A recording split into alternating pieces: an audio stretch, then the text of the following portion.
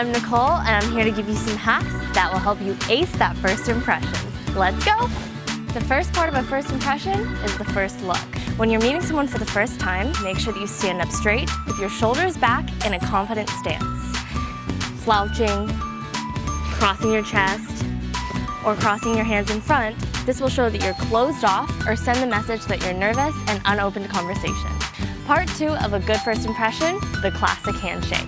Now this may seem like something small, but a handshake can tell a lot about a person. When you're meeting someone for the first time and they go for the classic handshake, make sure you stick your arm out straight with your hand open.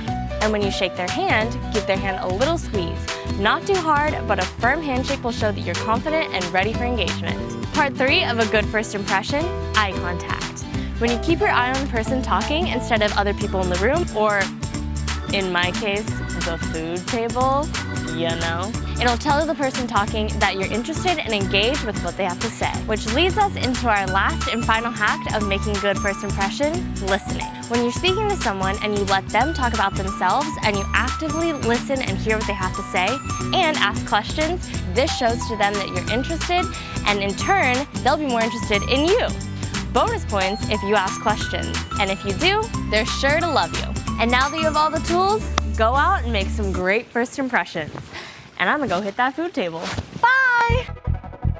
We learned something new today. We learned something new.